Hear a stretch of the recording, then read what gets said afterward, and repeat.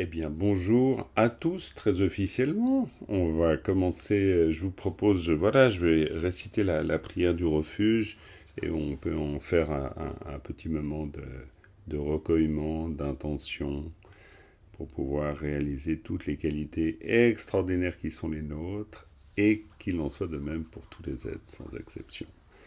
Sangye chudang tsoge chonam la changchom parado dane chabsuji dage jen tsoge pesenamge drola penchire sangye drom paraisho.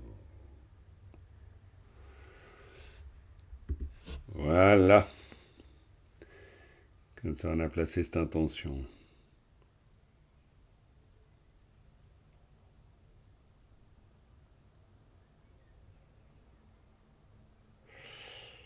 Ok, alors, y a-t-il un point que vous voudriez aborder par rapport à la dernière fois?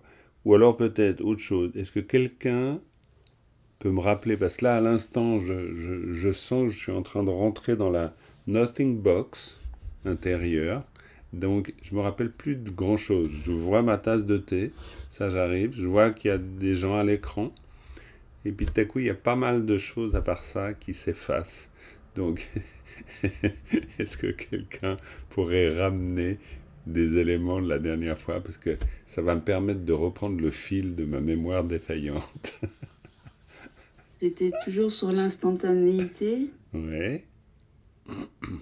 Et il y avait les histoires de reflets. Je pense que c'était l'influence du lac, de G. Karma Trinepa, parce que Absolument, c'est juste absolument, après. tout à fait. Et ouais, le lac, le reflet du lac. Le lac, le reflet du lac. Et qui conscience. Ouais. Ouais, oui, oui, oui, oui. Qu'il fallait qu'on. Enfin, qu'il fallait. Il y avait rien du tout, mais qu'on était comme la surface du lac. On laissait se refléter ce qui se passait au-dessus. Et puis, on restait en dessous, quoi. D'accord. Et le lac, ça représente quoi? L'être, enfin, non, mais c'est la source. Enfin, je suis perdue. Non, non, mais le lac, c'était, pour moi, c'est l'intérieur. Et puis, tout ce qui se reflète, c'est tout ce qui est extérieur. Et puis, nous, on doit juste observer tout ce qui se bouge à la surface du lac, quoi. Mhm, ouais. Mais dans cette image du lac, qui est extrêmement intéressante en elle-même, en général, elle est utilisée pour parler de quelque chose de particulier qui justement permet le reflet. Donc le lac fait penser à un miroir, on est bien d'accord, hein, du coup. Mais le miroir comme le lac, qui ont cette capacité de réflexion, elle est utilisée pour décrire. Alors tu as raison de parler d'intérieur, mais plus spécifiquement pour parler de quoi? L'esprit. Ouais, l'esprit, on pourrait dire aussi le champ de la conscience.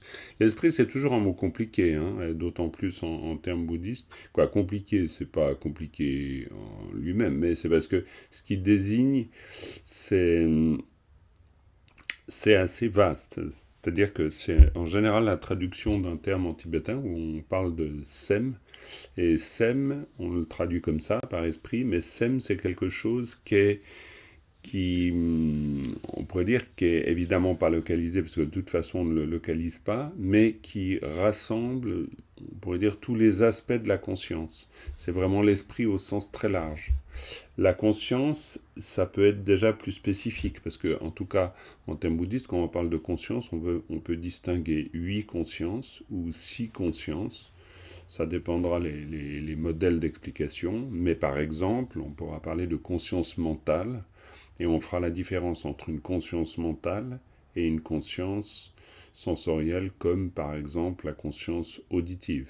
La conscience mentale n'est pas la conscience auditive.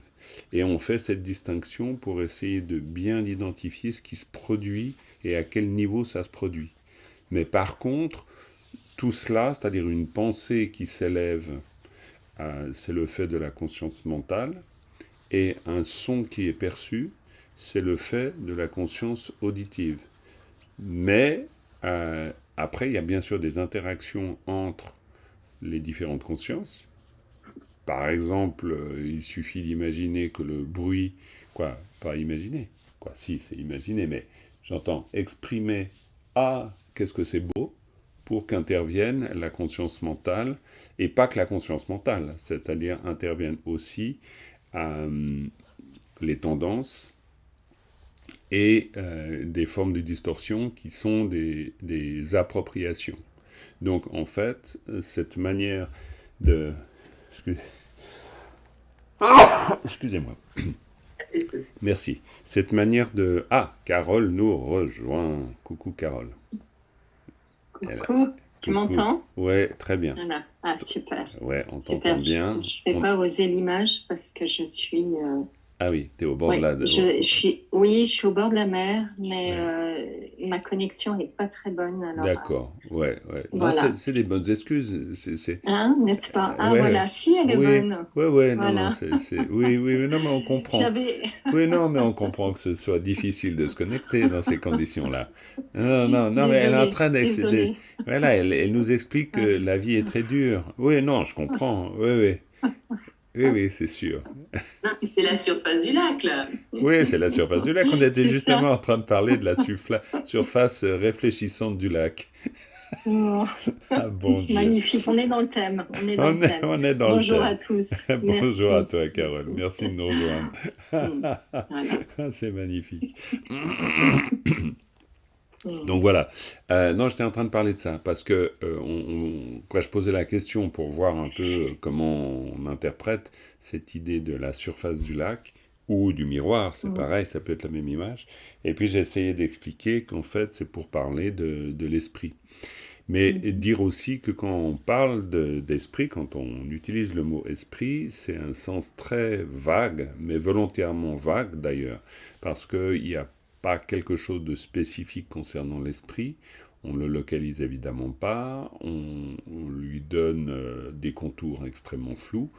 Puis ensuite, quand on veut préciser, on va parler des consciences, parce que les consciences nous permettent de parler des fonctions, on pourrait dire de l'esprit, de manière plus distinguée les unes des autres, telles que la conscience mentale qui entend les sons, et telle que la conscience telle que la conscience mentale qui perçoit et qui crée les pensées, et telle que la conscience auditive qui perçoit les sons, comme la conscience tactile, la conscience du corps, qui perçoit les sensations physiques. Quand on fait cette méditation avec le va-et-vient du souffle, on place son attention au niveau des narines, ce qui va nous permettre de percevoir, de sentir la sensation physique du passage du souffle au niveau des narines. Et on va se servir de cette sensibilité-là à la conscience tactile comme support d'attention. Mais bref, ça veut dire que quand on a une pensée et quand on a une sensation physique, du point de vue dans la manière d'expliquer ça, du point de vue bouddhiste, on distingue deux consciences. Mais en même temps, il va y avoir des interactions entre les consciences, parce qu'au moment où je dis « Ah, le son est agréable », dans ce cas-là, il y a une intervention qui dépasse la conscience tactile, qui est le propre d'une intervention mentale. En quoi c'est intéressant pour nous ? Ce qui est intéressant pour nous, c'est que ça nous permet de se rendre compte, d'une part, du fonctionnement de l'esprit, c'est-à-dire d'avoir une vision plus claire de ça, mais en se rendant compte de ça, on se rend compte aussi des processus qui vont nous mener à l'appropriation d'une chose, n'importe quel phénomène, et cette appropriation, au moment où elle est faite d'une manière extrêmement globale. Et cette façon de dire, ou la façon d'exprimer cette appropriation globale, c'est par exemple de dire « Ah, j'entends un son agréable ». Et là, j'entends, en fait, il y a un je qui se place là-dedans, et puis ce je, c'est encore plus flou que le mot esprit. C'est-à-dire que j'entends un mot agréable. Alors, évidemment, dans la convention langagière habituelle, on sait que c'est moi, vu que je suis en train de le dire. Mais si je me pose vraiment la question de qui entend, comment j'entends, où se place le lieu de perception, comment à partir de la perception il peut y avoir une appropriation, qui approprie, quelle fonction de l'esprit approprie par rapport à la fonction de l'esprit qui perçoit, etc. Toutes ces questions-là, pour le dire très familièrement, elles passent à l'as. C'est-à-dire on occulte tout simplement, parce qu'évidemment dans notre vie ordinaire on n'a pas besoin de ça, on n'a pas besoin de venir réfléchir à ce genre de questions. Mais du coup, en n'y réfléchissant pas, on prend aussi comme allant de soi, totalement, comme allant de soi le fait de percevoir comme on perçoit, et on va plus loin, c'est-à-dire qu'on pense qu'il est totalement logique et naturel d'aimer cela, de ne pas aimer cela, de vouloir cela, de ne pas vouloir cela, etc. Ce qui fait que on ne va pas réellement s'interroger sur ce qui fait ce qu'on appellera notre réalité. Pour nous, c'est notre réalité, et il suffit qu'on l'aperçoive sans même se demander comment on l'aperçoive pour être le réel. Et en fait, du point de vue bouddhiste, ce type de fonctionnement, même s'il est complètement normal, il encourage une certaine confusion. C'est-à-dire, il ne me permet pas de distinguer ce qui est en jeu, de voir justement, de voir ce qui est en jeu en termes d'appropriation, mais aussi en termes plus forts même que d'appropriation, en termes d'identification et en termes de construction de cette réalité.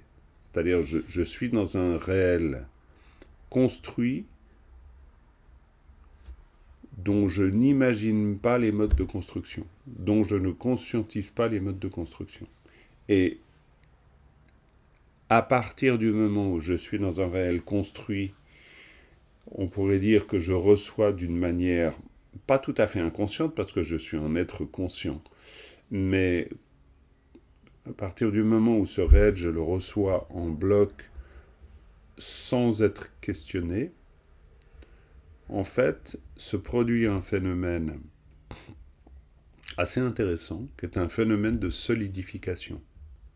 C'est-à-dire, la réalité devient ça, c'est ça. Et cette solidification, en fait, c'est non seulement la solidification de ce que je perçois, mais c'est la solidification, en miroir d'ailleurs aussi, solidification de moi dans ce réel perçu ainsi. C'est-à-dire que ma réalité, à la fois celle que je perçois et celui qui la perçoit, se solidifie dans ce processus de confusion, c'est-à-dire que je ne suis pas forcément confus à ce moment-là, mais dans ce processus très peu mis en lumière, donc il n'y a pas vraiment de clarté dans les rouages du processus, et cette solidification, comme toute chose solide, finit par se figer. Il y a quelque chose qui est figé. Parce qu'une solidification mène à une forme de rigidité, d'une certaine façon. Donc, ça peut être complètement théorique. Évidemment, ce que je viens de faire, c'est un exercice théorique pour essayer de présenter l'esprit, ses fonctions dans les très très grandes lignes, et faire une espèce de résumé. Mais émotionnellement et existentiellement parlant, c'est-à-dire moi dans l'expérience, je vis du coup effectivement dans un réel solidifié. Et le réel solidifié se heurte évidemment aussi à d'autres réels solidifiés, qui sont celui des autres. Et du coup, tout ce qui est l'expérience ensuite du réel solidifié, expérience heureuse ou malheureuse, d'ailleurs elle n'est jamais définitivement heureuse et définitivement malheureuse, elle est totalement impermanente, mais cette expérience-là, eh bien, elle est en général douloureuse. C'est-à-dire que quand quelque chose d'agréable cesse, c'est-à-dire au moment où Carole va devoir quitter la plage, alors c'est plus ou moins douloureux évidemment, mais il peut y avoir quelque chose de difficile. Et au moment où on voit Carole sur la plage, ça peut être aussi un peu difficile parce que nous, on n'est pas sur la plage. Tout ça, ces éventuelles perceptions, je ne dis pas qu'elles sont en jeu à ce moment-là, parce que d'abord, Carole, c'est une grande yogi, donc elle réalise le caractère reflet de justement ce dont on parlait au début, c'est-à-dire tout n'est finalement qu'un reflet. Si c'est un reflet, ça a moins de consistance. Si c'est matérialisé, ça a beaucoup plus de consistance. Alors au-delà du gag, évidemment, quelqu'un qui vit d'une manière consciente la nature reflet de ce qui est perçu, accepte beaucoup plus facilement que le reflet puisse changer. C'est pour ça que ça a des implications. Le mode de fonctionnement qui est le nôtre a très directement des implications sur la manière dont on vit, en fait. Dont on vit dans le sens de comment je reçois. Comment je reçois la vie et comment je reçois les événements. Donc, par exemple, quand on est amené à réfléchir à l'impermanence, eh bien, c'est typique d'un exercice où le but, c'est pas juste d'être d'accord que les choses sont impermanentes, parce que ça, on le sait, mais c'est d'essayer de prendre en compte l'impermanence comme étant le matériau, la trame même du reflet. C'est-à-dire, c'est une façon de désolidifier quelque chose qu'on a contribué à rendre solide pour le faire retourner à sa nature même. C'est-à-dire, c'est une tentative de compréhension, qui est plus qu'une compréhension, c'est une tentative de se remettre en contact avec le réel, en fait. Donc c'est une tentative de réinterroger la solidité pour comprendre que cette solidité, cette rigidité, elle résulte d'un processus de perception, mais elle n'a rien à voir avec ce qui est perçu. Et la différence entre le réel et ce qui est perçu, cette différence crée une distorsion, et au cœur de cette distorsion se développent tous les malaises. Et ça, c'est un résumé en quelques minutes du problème existentiel tel qu'il est posé par le bouddhisme.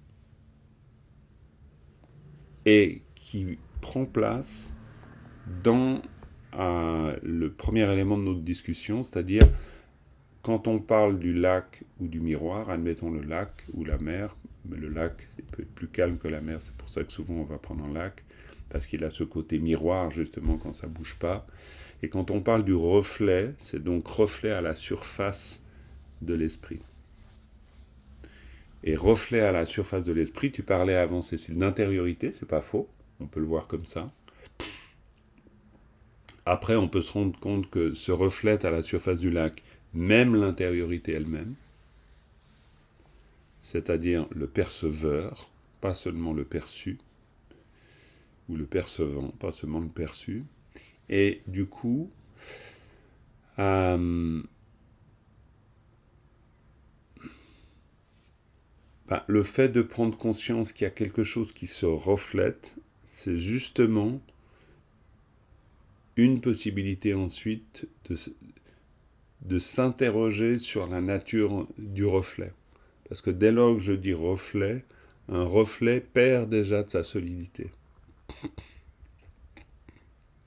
Parce qu'un reflet par nature n'est pas solide.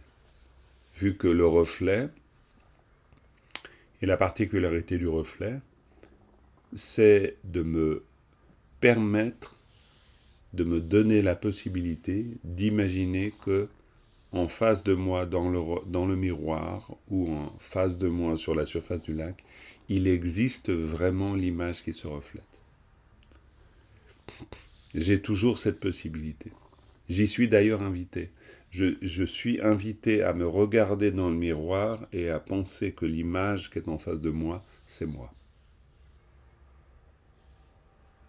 C'est la force du miroir. Mais évidemment, dans le miroir, si j'analyse, même d'une manière assez rapide, la nature de l'image, je peux à la fois dire que c'est moi, c'est possible, mais en même temps, l'image elle-même ne peut pas être moi. Parce que ce que je vois dans le miroir, je vois une forme. Et ce que je vois n'est pas exactement moi. Sinon, je devrais me trouver dans le miroir. Et je ne suis pas dans le miroir. Mais je peux avoir l'illusion d'être dans le miroir. Donc c'est pour ça que l'illusion est extrêmement intéressante, et c'est pour ça qu'à l'époque, il n'y avait pas tellement d'autres miroirs et d'autres artifices. Donc on utilisait des choses simples de la vie autour de nous, donc des lacs, des montagnes, des arbres, etc. Et on se posait des questions sur cette base-là.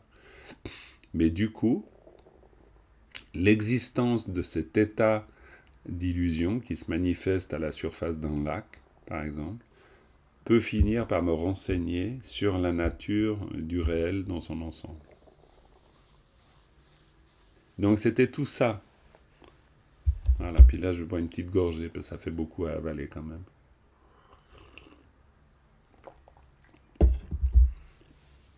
Mais vous voyez, ou vous voyez ou pas, je ne sais pas, mais d'où l'intérêt d'une approche comme celle-là.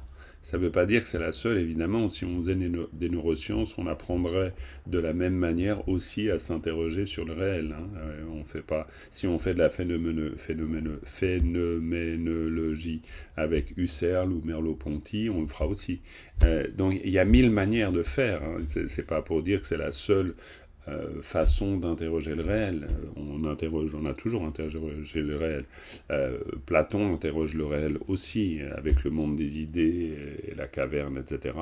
J'entends n'importe, Kant aussi, les écoles idéalistes philosophiques occidentales aussi. J'entends, c'est pas le bouddhisme interroge le réel, et ne parlons pas, bien sûr, du Vedanta, etc. Il y a plein de mouvements philosophiques en Inde qui interrogent aussi le réel. Tout le monde interroge le réel d'une certaine manière, finalement. Mais simplement, vu qu'on parle d'une approche, parce que c'est à peu près la seule que je comprends à peu près, d'une approche qui est celle du bouddhisme, l'intérêt de cette approche-là, pour moi, mais encore une fois, c'est pas réservé à cette seule approche, mais c'est peut-être son côté pratique, c'est-à-dire qu'ensuite la pratique méditative vient au service, en fait. Elle vient au service de ce questionnement. Et alors, l'aspect particulier, alors la grande différence entre, par exemple, la phénoménologie occidentale ou les neurosciences et le bouddhisme, c'est que pour le bouddhisme, il y a une dimension sotériologique, c'est-à-dire l'idée que l'on peut se libérer. Parce qu'il y a une idée de libération. Et il y a alors une idée, c'est plus qu'une idée, c'est conçu comme moyen de libération. Et il y a donc l'intervention aussi de l'amour et de la compassion. Pourquoi ? Parce que tant qu'on n'est pas libéré, on souffre. Et donc ça, c'est une lecture particulière. On pourrait dire du point de vue technique, comprendre le mode de fonctionnement qui me fait percevoir un objet, je peux techniquement le comprendre. Et je peux peut-être même d'ailleurs le comprendre encore beaucoup mieux à l'aide des techniques modernes, c'est fort possible. Analyse des ondes lumineuses, fonctionnement de la rétine par exemple, etc. Donc on peut aller très très très loin. Mais le fait d'aller extrêmement loin dans la compréhension du fonctionnement ne signifie absolument pas que je puisse conclure à un moment donné qu'il serait intéressant de changer de mode de perception. Aucunement, vu que l'étude ne mène pas à l'étude de l'esprit, mais elle mène à l'étude de l'objet. Même si on étudie l'esprit, mais on étudie l'esprit comme une matière, c'est-à-dire comme un objet. Donc on s'intéresse à l'objet.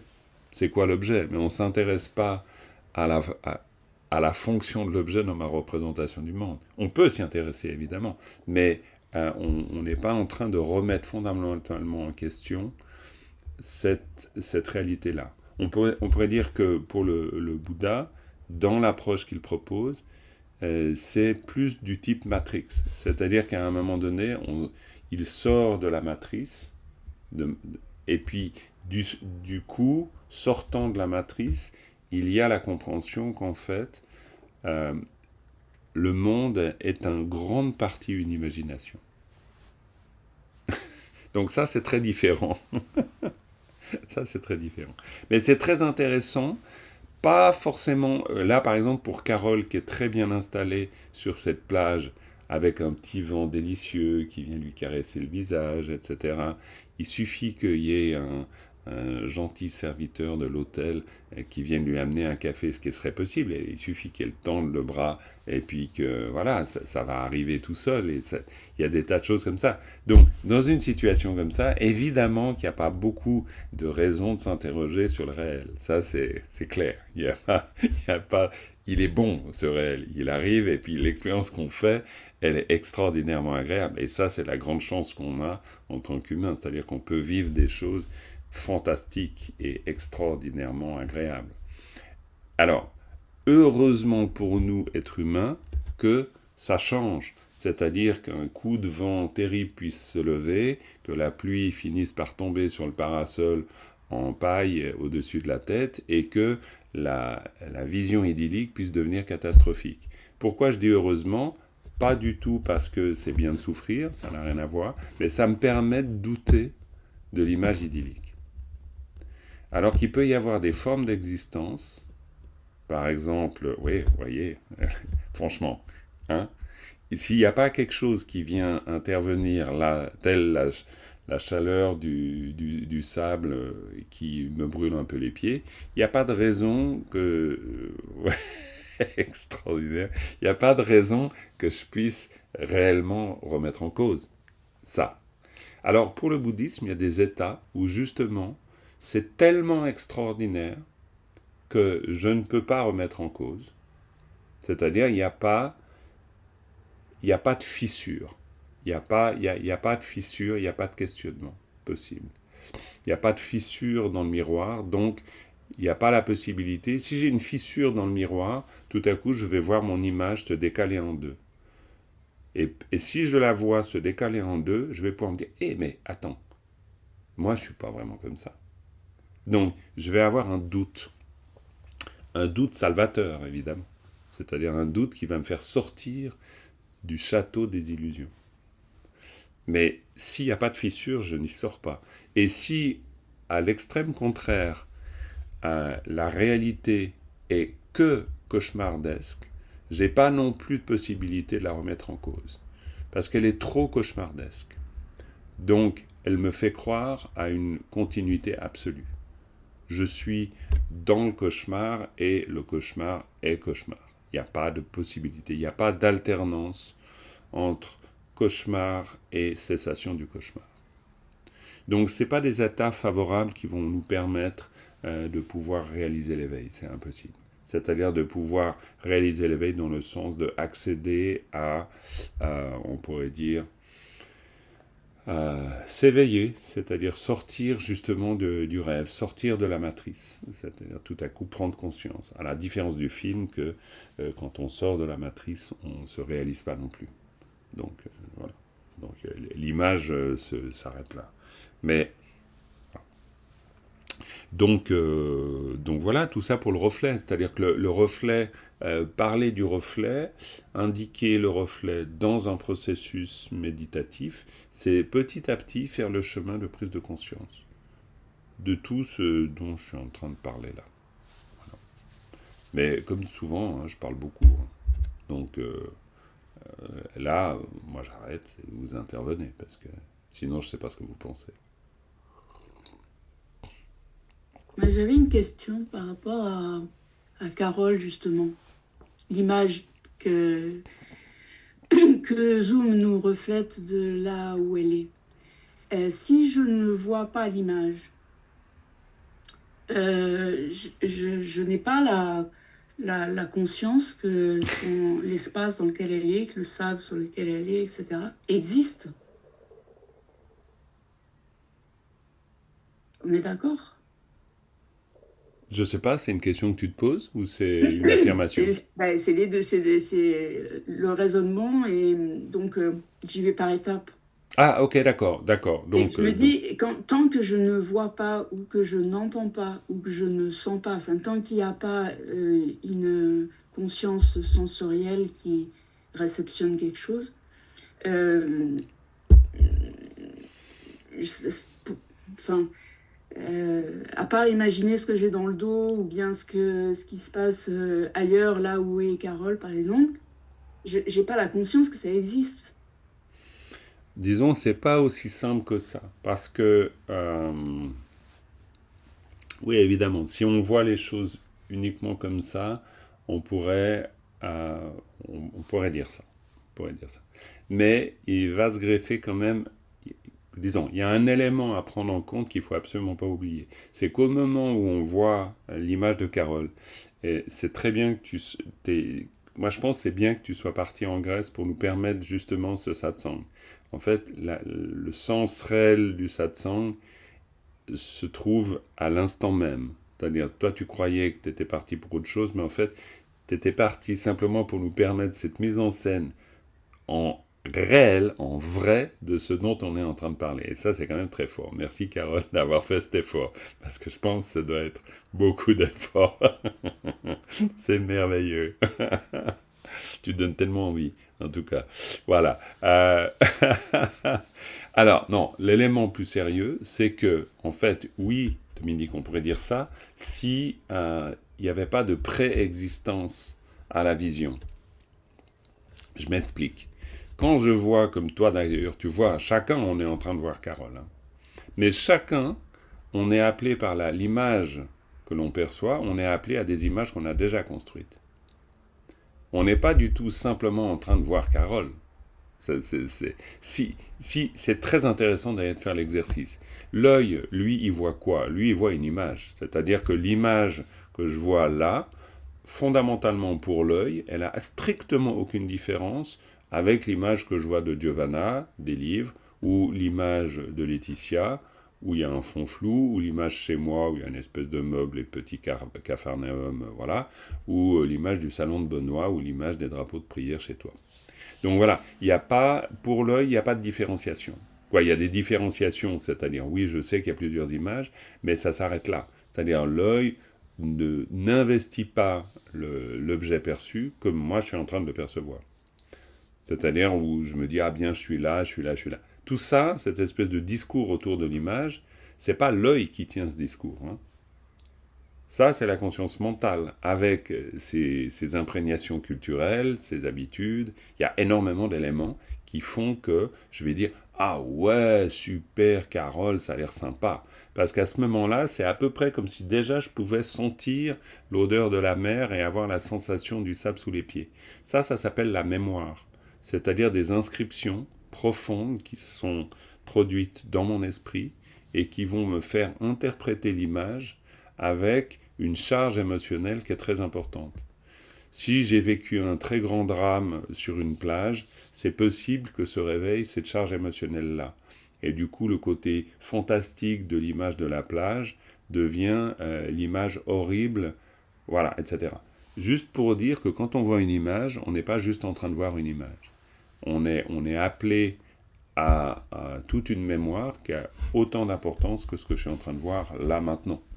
Donc, c'est pour ça que c'est à la fois juste et faux de dire, c'est juste de dire, oui, il faut que je voie parce que sinon je ne sais pas que c'est là. Oui, ça c'est vrai, en gros. Mais en même temps, c'est pas tout à fait juste, parce que quand je le vois, je vois quelque chose de déjà vu, en fait. Donc, que je le vois ou pas, le déjà vu, lui, il est déjà là. Donc, je peux pas aussi simplement, on pourrait dire entre guillemets, régler le problème. C'est-à-dire, régler le problème, ça voudrait dire, il suffirait que je ne vois pas pour que toutes les imprégnations n'existent pas. Ça marche pas comme ça. Parce que les imprégnations, elles sont déjà là. De toute façon. Et c'est elles qui sont à prendre en compte. Beaucoup plus que l'image. L'image est un reflet. Mais reflet de quoi? Est-ce que c'est juste le reflet, c'est-à-dire des contours de l'image? Et dans ce cas-là, si c'est reflet des contours de l'image, regardons l'image de Carole maintenant. Si c'est, admettons, reflet du point de vue des contours, ben moi je vois un rectangle, et puis voilà, quoi. C'est-à-dire que l'image, on pourrait dire, elle s'appauvrit. C'est juste un reflet. Donc quand je dis un reflet, mais attendez, le reflet, l'épaisseur du reflet, là en l'occurrence, il est gigantesque. C'est-à-dire, il est localisé, quoi. Je suis obligé intérieurement de convoquer un nombre d'éléments considérables que je fais de manière automatique, sans même me rendre compte, pour donner l'épaisseur à ce reflet. Sinon, en lui-même, il a aucune épaisseur. Voilà. Donc, quand on dit reflet, un reflet, c'est pas juste le reflet, hein, c'est un reflet sérieusement épais, quand même, le reflet. Oui, Cécile, tu voulais intervenir. Ainsi que Carole, je crois. Ouais, donc il y avait deux choses. Donc ce reflet-là, il contient donc toutes les mémoires ou les imprégnations. Enfin, j'essaie de... Oui. Et c'est quand on veut, entre guillemets, on veut le saisir, enfin, cette histoire de solidification et de dissolution, c'est... Je voudrais le relier, j'ai du mal à le relier à la pratique dans la méditation. Okay. Où moi, je suis à essayer de juste sentir en tout cas, là, dans la dernière fois, l'air qui revient aux narines et pas partir dans et revenir. Complètement. Et quand on fait ça, enfin, ça c'est pour calmer ou, enfin voilà, pour revenir. Et à ce moment-là, on peut laisser ce reflet pour ce qu'il est en fait, et pas se dire ah ben ça c'est bien, ça c'est pas bien, ou on va pas lui donner trop de consistance, on va le laisser. Enfin, je sais pas oui, si... non, mais il y a des tas d'éléments qui sont extrêmement pertinents dans ce que tu dis. D'abord, il y a une chose qu'il faut complètement, qu'on doit tous admettre, c'est-à-dire que si on fait l'exercice qui consiste à avoir conscience du passage du souffle au niveau des narines, moi je suis comme toi, c'est-à-dire on est tous rendus à la même enseigne en gros, c'est-à-dire qu'on est surpris par la volatilité de l'esprit, c'est-à-dire que rester réellement une longue série uniquement conscient du passage de va-et-vient du souffle, c'est pas de l'ordre de l'évidence pour personne, j'entends. Ça suppose déjà un entraînement considérable.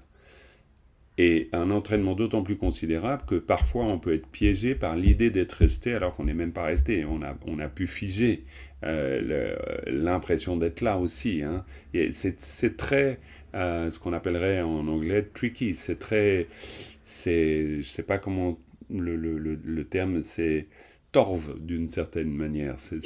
Piégeant ou piégeux. C'est piégeant. C'est piégeant, c'est extrêmement piégeant. On peut se raconter beaucoup d'histoires. Donc, avoir une réelle conscience claire de l'instantanéité, c'est-à-dire de ce qui est en train de se produire à cet instant-là, et d'être complètement dans la présence attentive de la conscience tactile, c'est beaucoup. C'est un vrai gros bon exercice. Hein. C'est pas une fois on le fait et puis c'est bon, c'est réglé. C'est toute une vie à la rigueur. Hein. C'est beaucoup. Mais maintenant, en même temps, à force, du fait de faire l'exercice, parce qu'il n'y a pas une idée d'une force, mais du fait de faire l'exercice, petit à petit, le lac commence à pouvoir, c'est-à-dire le lac esprit qui est le nôtre, commence à pouvoir se stabiliser, c'est-à-dire à devenir lac de plus en plus. Il reprend sa dimension de lac et le calme s'installe suffisamment à la surface du lac pour commencer à voir les images se refléter.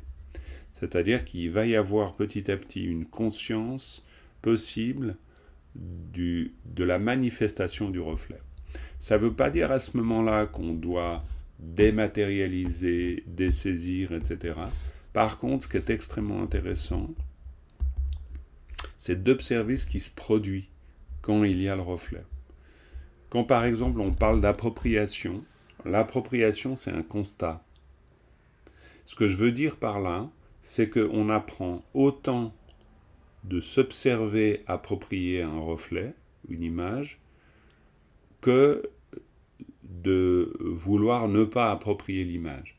Je dirais même qu'on apprend plus à observer l'appropriation qu'à vouloir ne pas approprier. Parce qu'en fait, j'ai besoin de comprendre comment ça fonctionne. J'ai besoin de me... C'est tout cet art d'observation. J'ai besoin d'un espace où j'apprends à comprendre, en fait. J'apprends à comprendre comment ça fonctionne. Dans cet apprentissage-là, il y a une réelle... C'est le début d'une forme de liberté. C'est-à-dire que je commence, et même si je suis embourbé, de toute façon, je suis embourbé dans le sens où je vais constater des fonctionnements, et puis d'abord, je ne peux pas faire autrement. C'est-à-dire qu'il faut bien que je constate ces fonctionnements, et il faut bien que je prenne en compte la force de ces fonctionnements. Quoi, voilà, j'ai un réel travail, on pourrait dire d'inventaire à faire, qui est un réel travail introspectif, pour vraiment... Alors j'ai à le faire si je veux le faire, mais en le faisant, je vois très bien que une des premières grandes étapes, c'est la compréhension. C'est-à-dire, c'est juste revenir dans le terrain.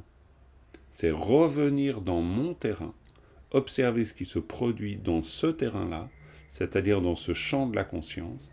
Qu'est-ce qui se trame, qu'est-ce qui se produit, quelles sont les forces en présence, etc. Mais ça, je ne vais pas le faire forcément d'une manière analytique, je vais le faire d'une manière méditative. Et c'est là où ça va changer. Mais du point de vue bouddhiste, en général, on va le faire des deux côtés. C'est-à-dire, on va à la fois théoriser pour essayer de comprendre les processus en jeu, et puis on va revenir dans le laboratoire, c'est-à-dire la méditation, pour venir tester, pour venir comprendre, pour venir expérimenter. Je ne peux pas juste expérimenter sans comprendre, je ne peux pas juste comprendre sans expérimenter. Je vais avoir besoin des deux. Et dans ce processus conjoint, petit à petit, je vais pouvoir me rendre compte de ce que j'ai raconté au début. C'est-à-dire, je vais pouvoir me rendre compte que, ok, dans le miroir, par exemple, ce que je vous ai dit avant, c'est-à-dire que dans le miroir, je me vois, par exemple, dans un miroir, donc c'est évident que je suis dans le miroir, et c'est évident en même temps que je ne suis pas dans le miroir, car je ne suis pas l'image du miroir. Dans le sens propre où l'image, c'est une image. C'est-à-dire que je ne suis pas en train de me voir moi. Je suis en train de voir une image. C'est-à-dire que la conscience visuelle, elle voit une image. Et moi, j'imagine que c'est moi. Et cette distinction que je fais, en général, je ne la fais pas. C'est-à-dire que dans le miroir, je dis « Ah, c'est moi !» D'accord ? D'une manière réflexe. D'une manière réflexe, je me vois dans le miroir. Admettons, prenons un exercice très simple. C'est pour ça que c'est intéressant, là, le fait d'être avec des vignettes. On est face à des images. Donc, on se voit, et je me dis, c'est Carole, c'est Dominique, c'est Cécile, c'est Benoît, c'est Laetitia, c'est Giovanna. Donc, évidemment, je fais comme je le ferais avec une photo imprimée sur du papier. Je dis, t'as vu ? C'est toi là. Et c'est normal, on fait tous ça. Simplement, en fait, si on y réfléchit bien, non, à ce moment-là, l'œil voit une image. C'est tout. Donc après, je vais beaucoup plus loin que simplement le fait de voir une image. Donc je vais donner... Et c'est ce que j'entendais par rigidité, etc., solidification, c'est-à-dire je vais donner une sacrée force à l'image. C'est-à-dire au point où, lors du divorce, je vais prendre la photo et puis je vais découper pour faire disparaître celui qui est à côté et qui est en train de me prendre dans ses bras. Je ne ferais pas une chose absurde comme celle-là si ça n'avait pas de sens pour moi. Donc c'est absurde d'un côté, et de l'autre côté, c'est extrêmement touchant et bouleversant. Et ça dit toute l'ambivalence qu'on a avec le monde des apparences. Donc, c'est pas du tout simple que ça. C'est-à-dire, la charge émotionnelle dont je parlais avant, elle est réelle, elle est extrêmement puissante.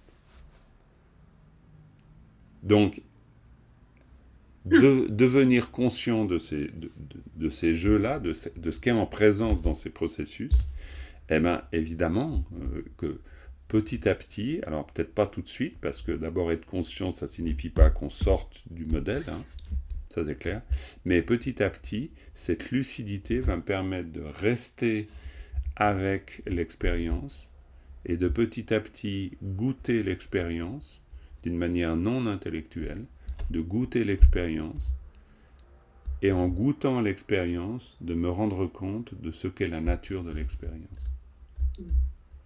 Et par expérience de l'expérience, c'est-à-dire par expérimentation ou par sensation de l'expérience, cette expérience nouvelle que je fais de l'expérience, elle fait son chemin, et petit à petit, elle m'amène à comprendre la nature de l'expérience d'une manière différente. C'est-à-dire, elle me désenglue des reflets. Ça ne veut pas dire que le monde disparaît, ça ne veut pas dire qu'il n'y a plus de reflets, mais ça veut dire que la manière dont je circule et j'évolue dans les reflets est extrêmement différente.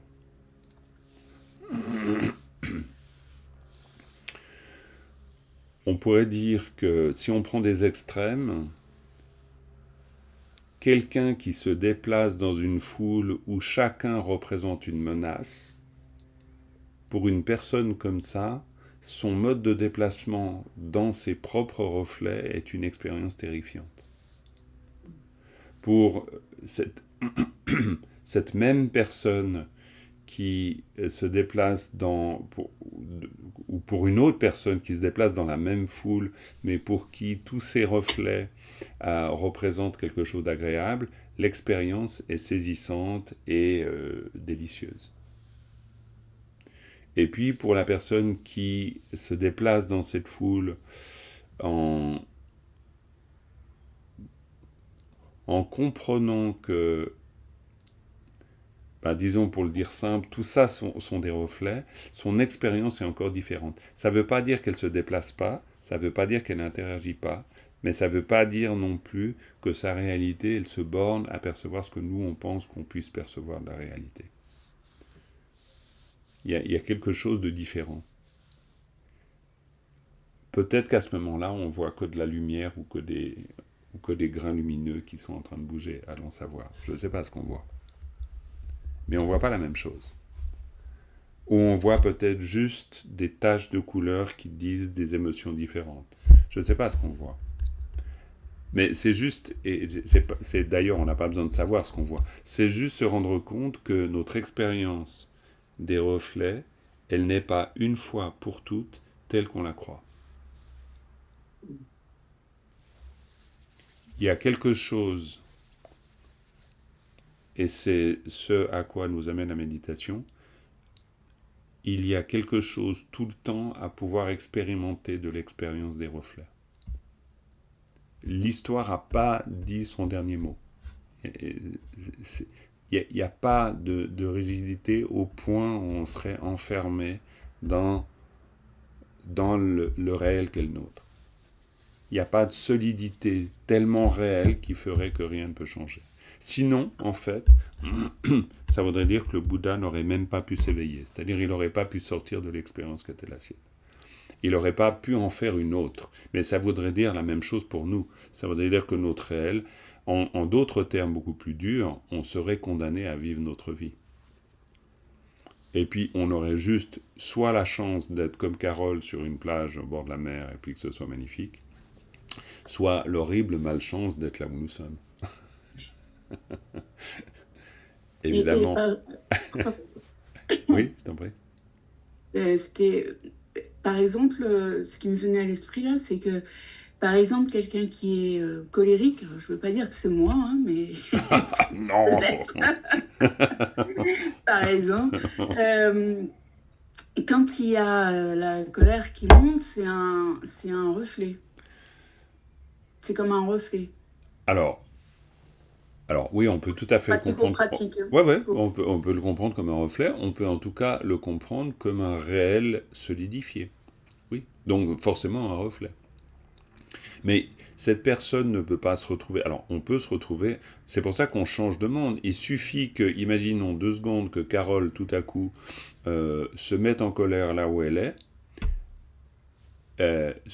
L'espace extérieur devient et en un instant aspiré dans un état qui est un état d'une très forte charge émotionnelle.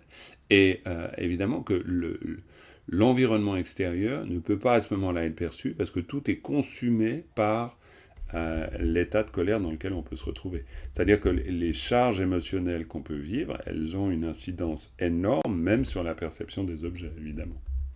Bon, ça c'est du basique, hein, mais c'est du basique important quand même. Parce que voilà, il ne peut pas y avoir d'horreur dans le monde comme celle qu'on est en train de voir aujourd'hui. Il ne peut pas y avoir d'horreur dans le monde hors de ce que je viens d'énoncer. Hein, ça, c'est pas possible autrement. C'est-à-dire, il faut qu'à un moment donné, l'esprit soit suffisamment, donc les êtres, soient suffisamment consumés par leur charge émotionnelle pour ne pas réussir ou ne plus réussir à être en contact avec le réel. On n'est plus dans une forte charge émotionnelle comme la colère, je ne suis en contact que avec ma propre illusion. À ce moment-là, je ne peux pas être en contact avec l'objet réel, c'est-à-dire je suis dans un monde fermé. C'est-à-dire tout ce que je vois, même apparaître à l'extérieur de moi, est immédiatement aspiré dans mon monde intérieur. Donc il ne peut pas y avoir, par exemple, même quelqu'un qui arrive avec une bonne intention, alors que je suis complètement consumé par mon monde, eh bien cette personne-là, je peux pas me dire à ce moment-là que cette personne elle veut juste m'offrir un verre d'eau. Non, c'est pas possible. C'est-à-dire je suis pris dans un tel monde, dans une telle solidification du monde que je peux pas, que c'est extrêmement difficile de recevoir quelque chose qui vient de l'extérieur. C'est-à-dire tout est consumé encore une fois par ce monde-là. Donc c'est pour ça que je dis il peut pas y avoir d'horreur que l'on constate dans le monde aujourd'hui si on n'était pas à des moments dans des états comme ça. Donc c'est pour ça que se rendre compte de la nature, comme tu le dis, quand on est en colère, qu'est-ce que c'est, et se rendre compte de la force du reflet à ce moment-là, parce que alors là, à ce moment-là, c'est pas juste un objet, c'est-à-dire c'est le monde entier. De toute façon, c'est toujours le monde entier, mais disons dans une forte charge émotionnelle, on se rend compte du côté enfermant du reflet. C'est-à-dire je ne sors pas du reflet, je ne sors pas du mode de perception. Il y a très peu de sorties. Heureusement pour nous, les humains, il y a des moments où la colère se calme, donc tout à coup, le monde de nouveau devient différent. Donc à nouveau, il est possible d'interagir, par exemple. Mais il peut y avoir des états où la colère est tellement grande qu'il n'y a pas même de possibilité d'interagir, et même pour les humains. Dans un cas de conflit, c'est très compliqué. Hein. C'est-à-dire pour en arriver, par exemple, à concevoir que les autres n'ont pas les mêmes besoins que moi, il faut être sérieusement enfermé dans son reflet. Hein. C'est-à-dire, il faut être sérieusement solidifié dans la perception que j'ai du monde. Alors qu'en fait, si je fais juste un petit peu attention, je vais me rendre compte qu'il n'y en a pas un seul de nous dont les images se reflètent ici, qui n'a pas besoin de boire, de vivre en sécurité et de manger tous les jours. Je veux dire, le basique, je peux réussir à le concevoir. Mais je peux très bien ne plus réussir à le concevoir. Parce que le monde dans lequel je me suis engoncé comme une cacahuète dans le nougat, c'est-à-dire c'est tellement solide le nougat que moi en tant que cacahuète, je sors plus du nougat. Hein. Mais dans le sens où on est consumé, hein, c'est-à-dire que la cacahuète qui est plongée dans le nougat, elle est plongée dans le nougat. C'est-à-dire qu'elle n'a pas de porte de sortie. Et d'autant plus quand c'est solidifié. C'est très dur, c'est très solide. Donc elle ne sort plus. Donc en fait, les phénomènes de colère, c'est des phénomènes de solidification et de rigidité. C'est comme des rigidités. Et ces rigidités, elles sont maintenues par l'esprit. C'est-à-dire, elles n'ont pas de rigidité en elles-mêmes. Elles sont maintenues par moi qui perçois. Elles n'ont pas... La solidité de l'expérience n'a pas d'autre origine que moi. Ça, par exemple, c'est une chose que je peux comprendre grâce au processus de méditation.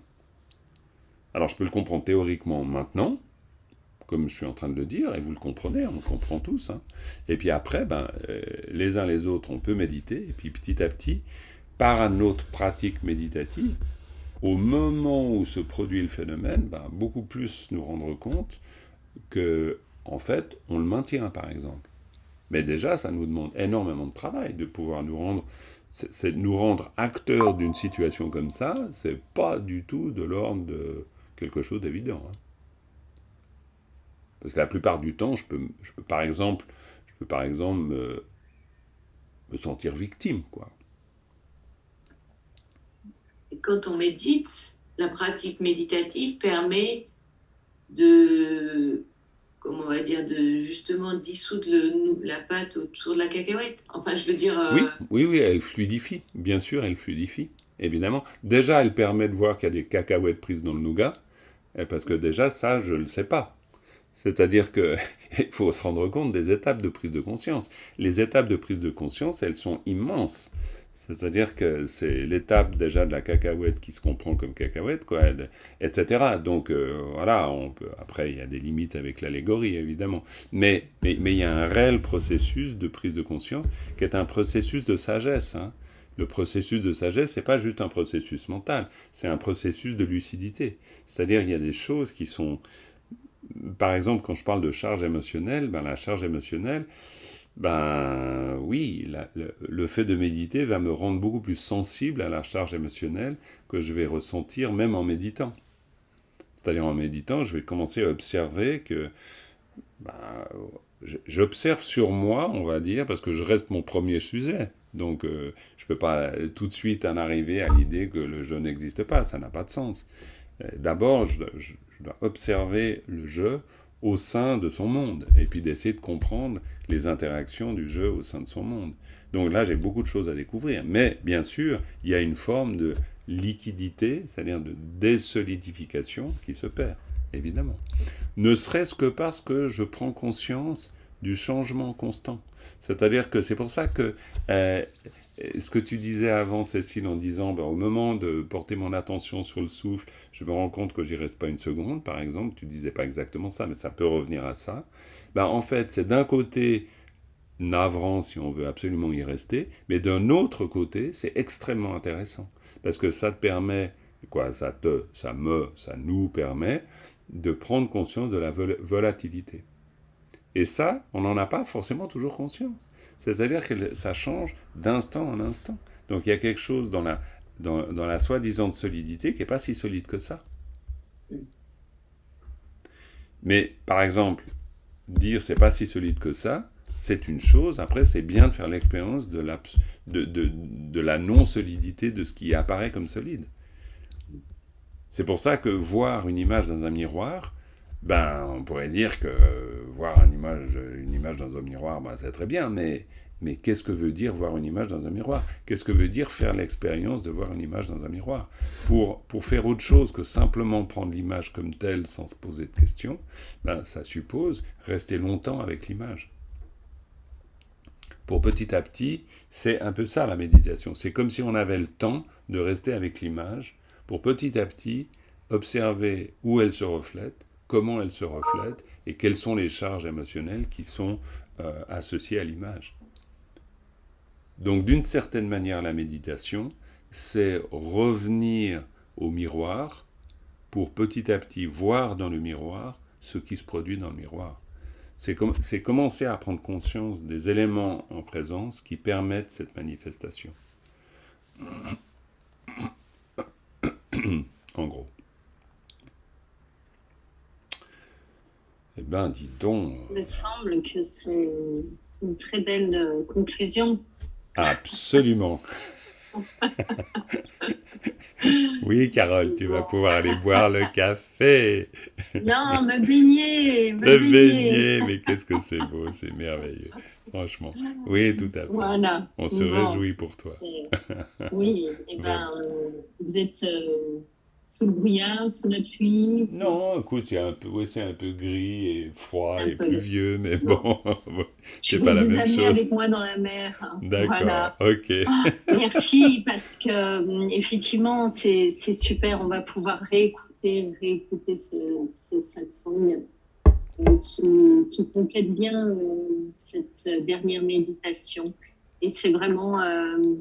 Alors je pensais pas être le sujet quand même de ce satsang.